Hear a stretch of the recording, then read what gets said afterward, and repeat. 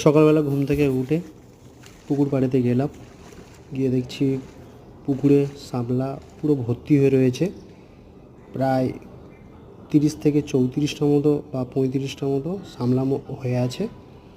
পুকুরে নামলাম, নেমে একটা একটা করে শাপলা তুলছি আর বন্ধুকে দেখাচ্ছি যে এই দেখ কীরকম শাপলা হয়েছে আমাদের পুকুরে, কি বড় বড় শাপলা। কিছু কিছু শাপলা রেখে দিয়েছি, আগামী রবিবার তুলব আবার।